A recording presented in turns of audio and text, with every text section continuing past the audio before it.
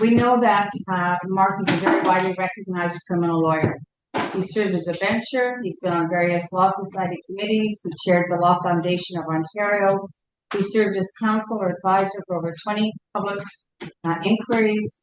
And he was the former chair of the Niagara Military Museum for Human Rights. More recently, he founded and is the chair of the Alliance of Canadians Combating Antisemitism, of which you already heard CAF is a member, as are, I guess you said, about 40 organizations now. So kudos to 60 Mark. now. 60, wow. So in a short time, Mark has achieved that a lot of the, what we call the big three have not, in bringing together diverse voices and getting cooperation or coordination among many organizations. So kudos to you, Mark. So I wanted to talk just a little bit about the Alliance and what I see as some of the issues and how the Jewish community is responding to anti-Semitism, and then talk to you a little bit about legal remedies and two initiatives in particular that I think will be of importance. For some of the people in the room, virtually or literally, you're already familiar with this as being members of the organization. So I apologize. It's difficult to be in the last slot in the day and also speaking to those who are already familiar with much of what I would otherwise have to say. So without apology, the Alliance has about 60 community organizations now, and originally it was created in response to the House of Commons Justice Committee that was studying anti-Semitism. And I was concerned at the time that it was likely that the committee would only hear from a few voices, several of the legacy organizations, and a few of the students who had experienced anti-Semitism, but otherwise weren't getting a full sense of the level of anti-Semitism that existed across the country. So I wanted them to hear not only from those who had been designated to speak over a very short period of time, but I wanted them to hear from educators, academics, parents, Jewish professionals, women talking about misogyny and anti-Semitism, lawyers, doctors, psychologists, experts in national security, immigration, criminal law. I wanted them to hear from people other than Jews, so Muslims against anti-Semitism, Catholics, indigenous leadership, and other faith communities. So we filed, some of us testified in person, but we also filed 40 briefs. And I think this was a model for how collaboration can work in our community, because the briefs were filed on time and with the appropriate page limits. They were all vetted for consistency, quality, and to ensure that they brought unique perspectives. So this could have been done without a coalition that remained in place. But what I saw on the landscape, based upon the work that I've done on anti-Semitism since the 80s, and Anita Bromberg, who's there, and I are old timers in the fight against anti-Semitism. I just look older than she does. But what I saw in the landscape in 2023, in the same way as I saw it back in the 80s, was that there are a lot of organizations in the space of fighting anti-Semitism or supporting Israel who often operate in silos. Often their activities are tied too closely to seeking donations. There's some possessiveness around issues, and there's some need to take credit for so-called victories. And one of the things I emphasize to all of the members that joined us is that if you're too wedded to getting credit for a particular thing as opposed to a collaborative credit, then it's probably not the place for you. There's too much preaching to the converted. There's too little recruitment of non-Jewish allies. there's conflicting or ineffective messaging from our community. So politicians are being approached by 5 or 6 different groups on the same issue, but being asked to do inconsistent things. And I also saw, and it's probably central to my being, the ineffective use of the law to combat anti-Semitism. So the plan has always been for the coalition to try to push back against those deficiencies in how the Jewish community and our allies are responding to the unprecedented anti-Semitism that exists now in Canada. And it's not perfect. We had a strategic session that a number of our members participated in just a couple of days ago. And we can do a better job, particularly in mobilizing grassroots organizations to amplify the messages that we want to deliver. But there has been a lot of collaboration in some of our key initiatives, and I think that's an important development, and we have to do so much better in the area. Why do I focus on the law? It's because I'm a lawyer. And why do I focus on the criminal law first and foremost? It's because I'm a criminal lawyer. And for 43 years, I've been urging that there should be the robust use of criminal law as an effective measure to combat extremism and hatred. And in this context, we're talking about anti-Semitism, we're talking about Islamism, jihadism, and the like. Now, why is it so problematic in Canada that we don't see the robust use of criminal law? And the community is under some misapprehension about it because there have been a number of charges laid criminally, but they're insufficient and they're usually the low-hanging fruit. In other words, they usually involve a situation where evidence comes to the attention of the police that there's an immediate breach of the peace. You know, somebody's punching somebody else in the middle of countervailing protests. The police have no choice but to intervene. Or you have a situation where the RCMP is able to uncover a plot to target Jewish synagogues or institutions or prominent figures in the Jewish community. These are kind of self-evident. You don't need to persuade officers to lay charges in those circumstances.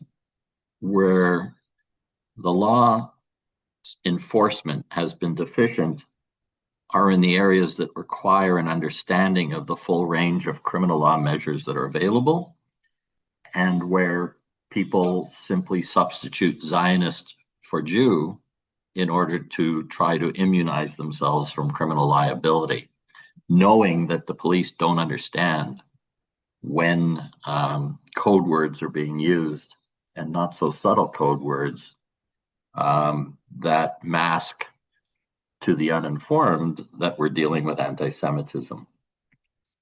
So we see that officers are largely unfamiliar with the full range of criminal offenses that are available to them and municipal bylaws that are available to combat hate. We see that prosecutors are unfamiliar with these same measures and how they can reasonably be applied in cases. We see that both prosecutors and police don't know enough about contemporary anti-Semitism. They don't know how anti-Zionism intersects with anti-Semitism. They don't yet know or use the IRA definition of anti-Semitism even as a tool for law enforcement as opposed to a statutory provision. They don't recognize the symbols of hate that exist and what they mean. And I've given lots of examples where they can attend a protest when you have something that is unequivocally crosses the threshold into hate because they don't know what the reference is. We see inconsistent approaches to the same fact situation as between police services and as between police and prosecutors. So it's dispiriting to see the police finally decide that a charge is worthy of proceeding, and prosecutors decide on the very same evidence that the case should not be prosecuted. We see Ottawa laying about 33 charges for the last major protest that occurred there. And then we see Toronto at Casa Loma, or Toronto during the walk with Israel, laying a handful of charges. And the only reason the charges were laid is because the breaches of peace were in their faces. They had no choice. We see police that don't understand what de-escalation means, and I'm a great believer in de-escalating stressful situations, but they don't understand that de-escalation doesn't mean capitulation, that the effective liaison officer between protesters and police set some limits about what protesters can do and indicate clear lines that if they are passed will result in criminal charges. That's now taking place in Ottawa. Protests are no longer permitted on the streets, and the protest leaders know that if they're on the street of Ottawa as opposed to on a sidewalk to start off with, that may result in charges, and charges that have never been laid in Toronto, for example. So we see a misunderstanding about what de-escalation entails, and what we see is capitulation. And what that means is that extremists feel that they can act with impunity because there are no consequences. And police don't understand the inherent harm of hate speech. So no matter how virulent the speech may be at a protest, at a Charlotte Kate speaking to a rally, they don't get at first instance, and sometimes never, that the Supreme Court of Canada has recognized the dual harm of hate speech, both in marginalizing its targets and also bringing along board adherents who hear this hateful rhetoric and adopt it, and it becomes the motivation for Boulder, Colorado, or Washington, D.C., or Toronto, or Montreal, or where have you.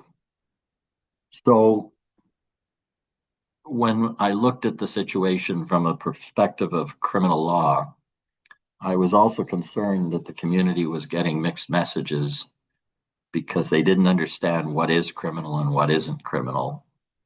So at times they flooded the police with matters that could not rise to the level of being criminal. At other times, police didn't appreciate that they were criminal because there wasn't an advocate for them to explain why the conduct is criminal. So we've created a national criminal law working group. We've done it in partnership with a number of organizations. So we've done it together with CEJA. We've done it together with the Canadian Jewish Law Association, which was a national organization that we created because there are different Jewish lawyers organizations in the country, but they weren't being effective in dealing with anti-Semitism. We're doing it together with the Canadian Anti-Semitism Education Forum and Michael Tepper in particular, who's there today, because we're trying to create a dashboard so that we're going to be documenting any cases that are in the criminal law system so that we can monitor them all. We can make sure that representations are being made on all of the cases, because we've created a cadre of criminal lawyers of seniority right across the country now to address criminal law. I've also spoken with B'nai B'rith, because people report criminal matters to B'nai B'rith, but that doesn't necessarily take it to the police. We've spoken to UJA because people report criminal matters to UJA, but again, they don't necessarily escalate that to the police. And the idea ultimately with the partnership of all of these people is to create one-stop shopping for our community to the extent that we can to deal with criminal law. The second thing that we've done at a national level is training and education on hate-motivated crimes. So we've been hired to train for the Canadian Association of Chiefs of Police, which will be a webinar that's going out to be used by law enforcement right across the country. We are doing a program with the RCMP. We're doing a program with the Manitoba Police and Prosecutors. We're doing a program with the OPP. We've done programs with Vancouver, with RCMP Hate Crime Unit in Surrey, BC. And we've just been asked to do education for the Ontario Police College, specialized officers on hate crimes. And we were in a meeting yesterday with the Ministry of Public Safety, because they have a program that they're going to be offering to police colleges across the country for training. And it was recommended to them by CJA as well that our organization is best suited to do this training. So that's the second component of what it is that we do at a national level, but it doesn't reduce the problem that we also have of a lack of political will and leadership to lay the charges. So the officers can understand the charges and they can be taught for the first time about unlawful assembly and intimidation and the expanded meaning of mischief and various provisions that they otherwise had no familiarity with. But you also need leadership to have the political will to have these charges laid. And we see it in some jurisdictions. We see none of it in other jurisdictions. And this is a recurring problem. And so what we try to do is we're trying to work with police service boards so that maybe they'll get it. But there's so much misunderstanding around this because police service boards or municipal councils think they can do nothing about these issues because they can't direct the police on criminal matters. And that's not true. They can't direct the police on individual day-to-day discretion on whether to lay a charge. They can create zero-tolerance policies to address anti-Semitism and other forms of hatred. They can address public order policies on how to police a protest in a way that does not amount to capitulation. So that's our struggle. And in Ontario, so far, we haven't had the intervention of the provincial government that is philosophically wed to supporting the Jewish community in words, but we haven't seen the deeds yet that accompany that. On the non-criminal side, I've been troubled by the absence of a national legal strategy to use the law to go after anti-Semites and those who facilitate anti-Semitism. So CJA has launched some important litigation, largely pro bono. There are other organizations, including Lawfare, that has sponsored some litigation, non-criminal. And there are some one-offs across the country, matters before human rights commissions and so on and so forth. But look at the situation we're in. We don't even know what litigation exists across our country to combat anti-Semitism. There's no central repository of these cases. There's no real collaboration between organizations about what lawsuits they are bringing or defending. And our opponents are far more organized and are far more committed to the use of the law than we have shown us to be. So after a very lengthy effort.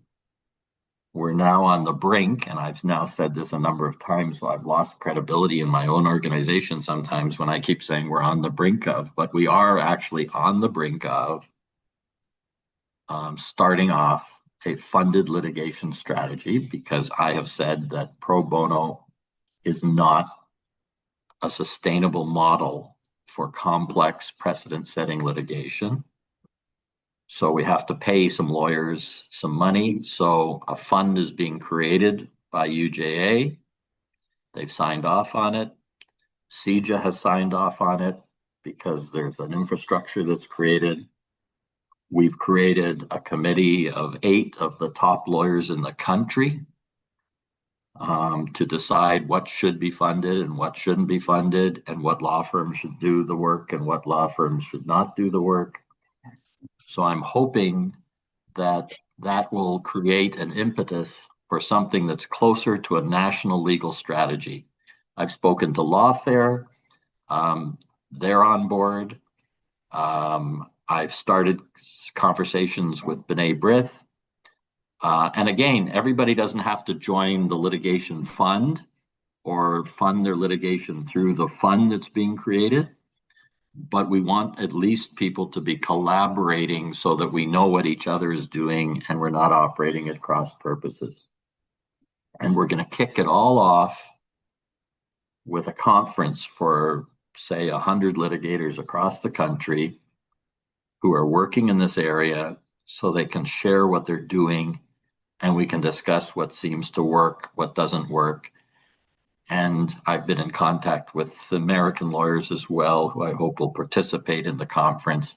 They have a different legal regime, but we want to hear what they have to say as well about what litigation strategies might work out well.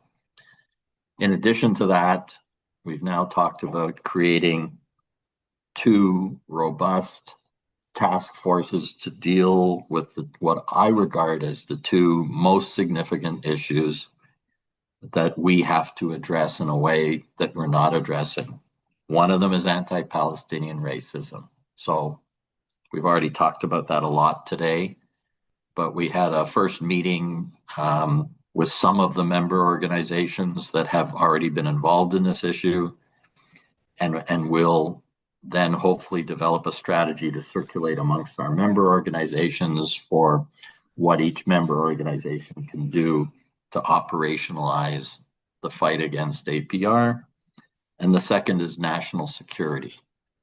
We're working on putting together an evidentiary foundation for what is happening in Canada, namely infiltration by extremists, jihadists, Muslim Brotherhood, and hopefully we can amplify that message as well, and maybe combine that with our litigation strategy when we have our funded litigation up and running.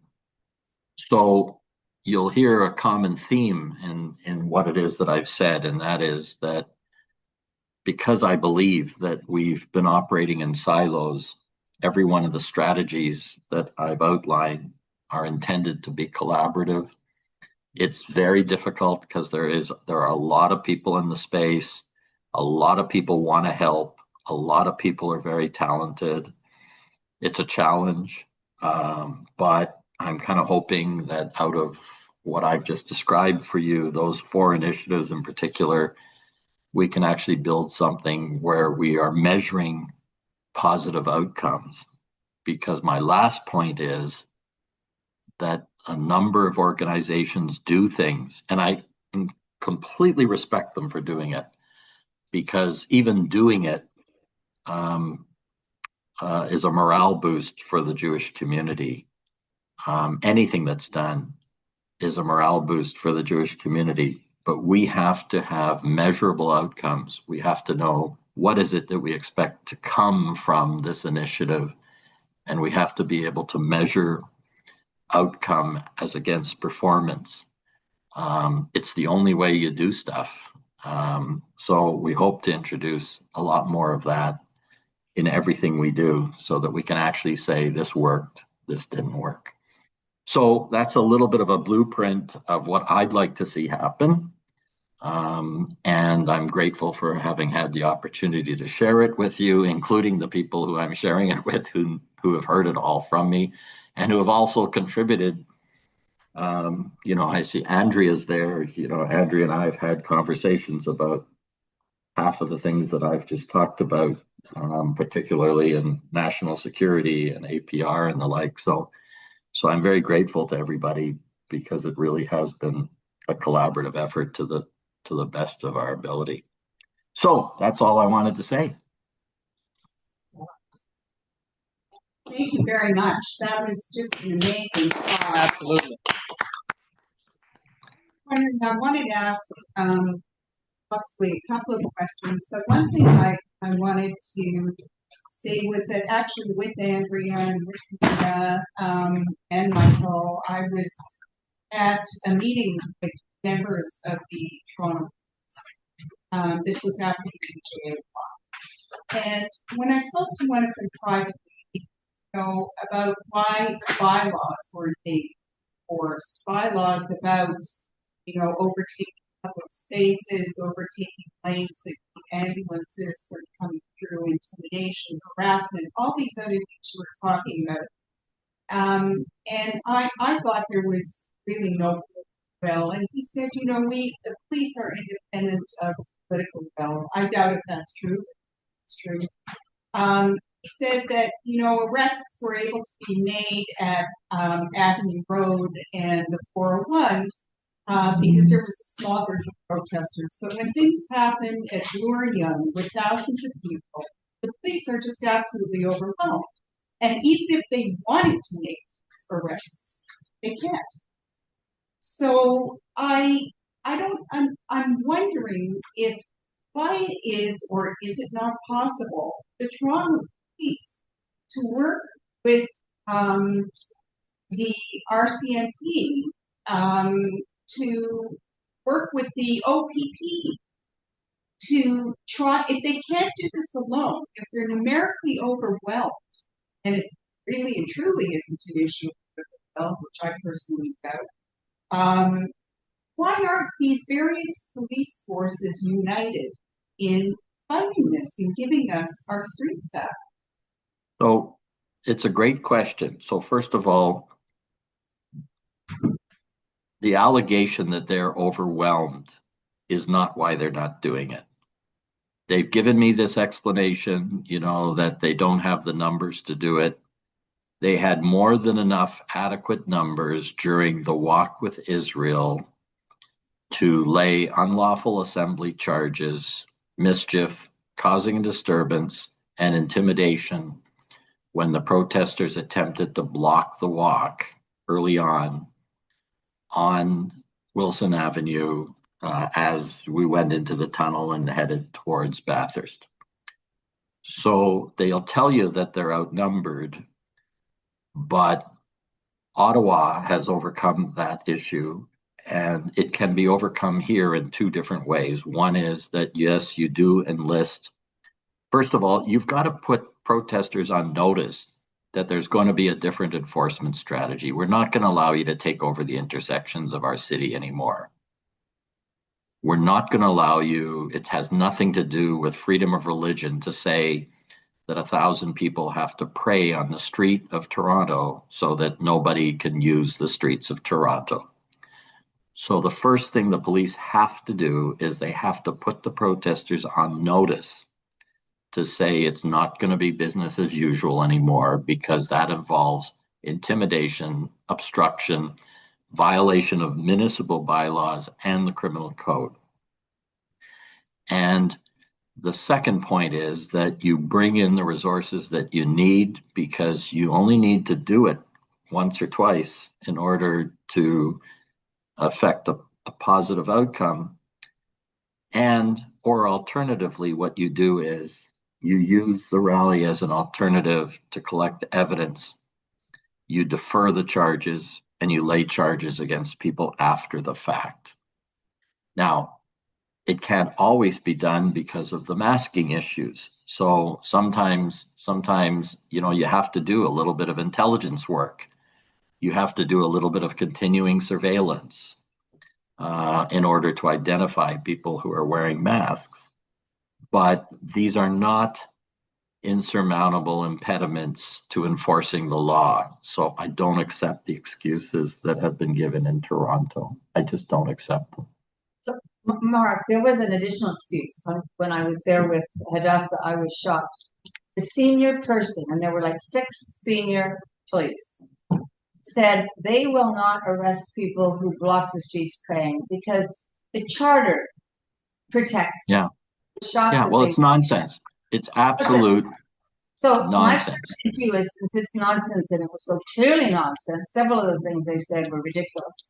Can we write a letter of complaint to the board or to some place to say, this is what we experienced? 20 Jews go to a meeting with 6 police and we're fed a bunch of nonsense. Literally, they didn't answer any question about increasing their effectiveness. They also said, oh, listen, we've done 60,000 visits to Jewish institutions and synagogues to assure the community they're safe. And I said, that's 60,000 wasted visits. You should have Yeah. done 60,000 visits to the enemies of the Jews to tell them they can't get away with it. I don't want to hear that I should be reassured because you got a policeman standing at the synagogue door. I want you to prevent this from happening. See, we heard the same nonsense on bubble legislation. So the police opposed bubble legislation in Toronto. Well, we got it passed through. And again, there was a real collaborative effort in making representations to city council about the bubble legislation. And it may or may not survive charter scrutiny because it was being drafted on the floor of the council. And I had suggested other language, so we'll see what happens with it legislatively. But the police opposed it, and they opposed it because they said, if people are unruly and they intimidate and the like, then we can arrest them. And so my response is twofold. First of all, well, you're not arresting them, so that doesn't give me much comfort, because if they were arresting for intimidation, unlawful assembly, mischief, and the like, then we probably wouldn't have needed to push bubble legislation so hard in Toronto. And the second is, the goal behind bubble legislation is, as you say, it's preventative. The idea is you don't wait until the Jewish community has already been intimidated, has already been obstructed, already is fearful about entering their vulnerable spaces. Bubble legislation is intended to be preventative so that people can feel that they're safe without having first being victimized.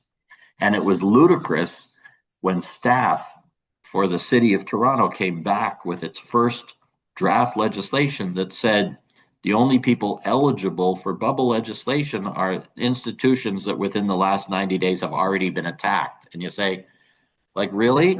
Like, isn't that, locking the barn after the horse has departed? So we're getting a lot of nonsense on it.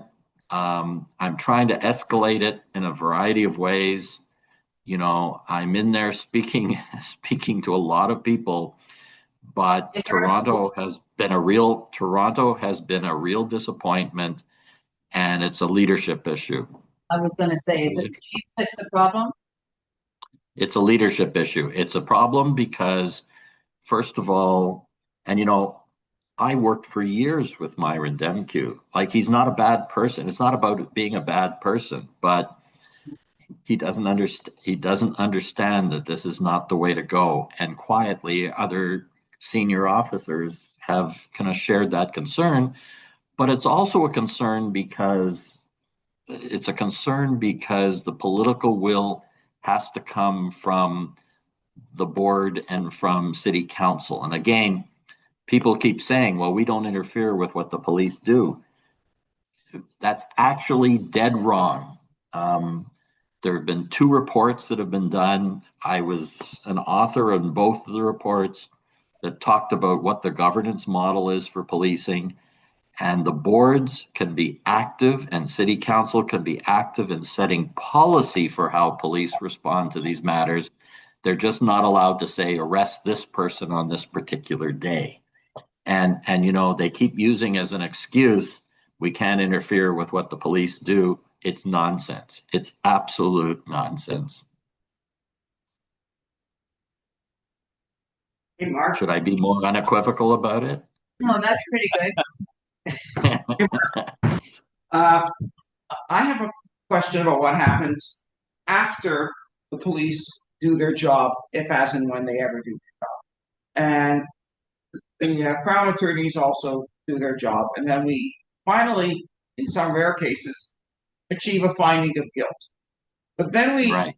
find the final obstacle, which is Yes. the Free Palestine Activist exemption from the Criminal Code of Canada, which says that if Right. you're a Free Palestine activist, it doesn't matter if you're guilty. It doesn't matter how strong the evidence. You just wave the card, and then you get either an absolute or a conditional discharge.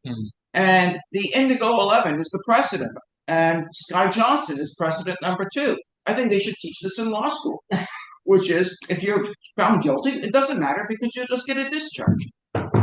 You say So the answer to your question is twofold. The first is that for me, the first answer is that the prosecutors have to understand what the connection is between anti-Zionism and anti-Semitism, because if they don't understand it, they're not effective advocates in addressing it. And some of them are effective advocates, some of them were not effective advocates, and basically allowed the countervailing view to be argued to a judge. The judge wouldn't have known any better because there was no response. So I think the prosecutors have to be better educated, and I'm working on an initiative. And you have to be careful when you deal with judicial independence, but judges need education on anti-Semitism.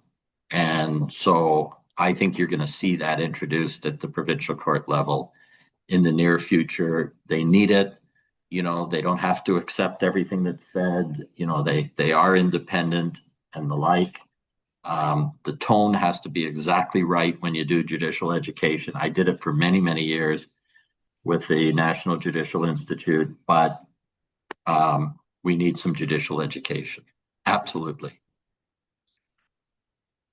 But I have to say, Michael, don't despair over it for this reason, and that is, don't think that putting someone through a court system, having a finding of guilt made against them, even though the sentences aren't the deterrent sentences that you expect, doesn't have implications. It does. It's not ideal, but don't think it wasn't worth the exercise. But we have to do better. We absolutely have to do better. I'm not despairing because I think this is a Toronto problem. Because as soon as you cross Steeles Avenue, the world changes. I was out in Brantford. They were giving people 2 years for 319 sub 2 offenses. Go to Nova Scotia. The perpetrator in that case was arrested and charged under 319 1, 2, and 3. But those were. I'm agreeing with you, but disagreeing with you, because those were egregious cases, and each one of these cases stands on its own facts. So I wouldn't idealize what's happening in some of the other jurisdictions. You're right. Some are better than others. Some have absolutely no tolerance for any of this. You just have to look at, there was a fabulous judgment, as you know, that came out of Newmarket, but on the other hand, there was a lousy judgment that came out. So much of this is also, how attuned judges are to these issues. And so it's almost a lottery. Well, it's not almost a lottery. It is a lottery. It is a lottery somewhat. Welcome to my world. That's, the justice system. Judges, they're honest, they're hardworking. It's not an issue of lack of integrity. But, education is an important piece in this. And I think we can do so much better. I really do. And when I say don't idealize other jurisdictions, like you're saying, when you cross into York Region, and I think York Region is much better on these issues. But if I were to identify two jurisdictions that are most problematic, Montreal is going to be right up there with Toronto. Oh yeah, oh yeah, I agree. So maybe that's on our working harder on. Maybe it's the mayor. I don't know. There's a Tip But O'Neill's. that is part of it. But that is part of it. You see in Ottawa, when I went to make representations on bubble legislation, the mayor is supportive of the bubble legislation. It breezed through the committee. Like, so much involves leadership here.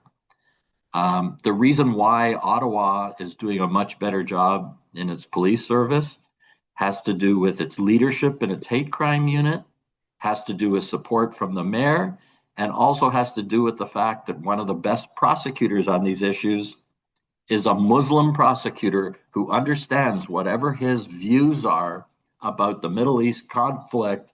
He recognizes anti-Semitism when he sees it. Doesn't it also to do conflict? Sorry? At least the Freedom Convoy, they got spanked once, and now they're a little more careful. They learned some lessons from Freedom Convoy. They absolutely did. And this is what really bothers me, because Toronto did Freedom Convoy right. They headed it off at the pass. They anticipated it. They took preemptive action, and they haven't done that here. Look how long it was. Like, everybody talks about the overpass at Avenue Road. Look how long it was before they did that. So. Okay, thank you. Thank you very much, Mark. My pleasure. Mark, it's Matthew here. I have a question for you. Specifically on law enforcement. I have several friends, both Edmonton, who are law enforcement. They told me confidence that there's pressure. Sorry, you're really breaking up. I'm having trouble hearing what you're saying. Okay, can you hear me now? Yeah, that's a little better. Okay. I was saying, regarding law enforcement, I have a few friends out in Edmonton who are in the police service out there, and they said confidentially to me that more or less they are getting pressure from within not to respond to certain things because of how they're being told to look at certain things, using DEI frameworks or using a historic lens, cultural relativism, and they basically have double think going on, and from within departments. How do we counteract that, or how does an average officer who knows what anti-Semitism is, or learning more about it, but now has this new system, as it were, like a better word, now being adapted to how they're supposed to look at crime, how they're supposed to look at hate. So I have two answers to it. One will be less popular than the other, but the first one is, again, I'm a great believer in education as a starting point, and I think there are all of these mistaken notions that have to be dispelled through dialogue with police, and sometimes the problem is the frontline officer. Sometimes, more often, the problem is in leadership, and I offer to do training on leadership as much as I can, because I think that's where you have to convey the message to. But the second thing that I'm going to say is that, as troubling, protests are very much the focus of the Jewish community because it's right in our face. We're seeing it all the time, and there's so much hatred that we see in some of the protest activity. Not all of it, but a great deal of it. But for me, I'm much more concerned about the leadership of those protests, the behind the scenes leadership, the Charlotte Cateses of the world, the others who are extremists, because many of the protesters are useful idiots, are people that don't understand the issues, are ignorant about the issues, and they're following what they think they know about it because they've only heard one side of the issue. But For me, the focus always has to be on those who are ideologically bent on the destruction of Jews and the state of Israel. And so I'm interested in ensuring the most effective approach to those hardcore extremists in our midst. And that's through the use of our anti-terror legislation. That's through the better national security initiatives. That's through immigration. That's through a whole bunch of measures. And so I spend a lot of time answering questions about protests. In some respects, protests are a secondary issue for me right now. I think we're at final remarks. Mark, would you like to say anything? Final words? No, I'm fine. Thank you for the opportunity to speak. I thought I was speaking through each of the sessions, so you've heard more than enough from me. Thanks. Thanks, Well, Mark. we enjoyed it all, Mark. Thank you very much.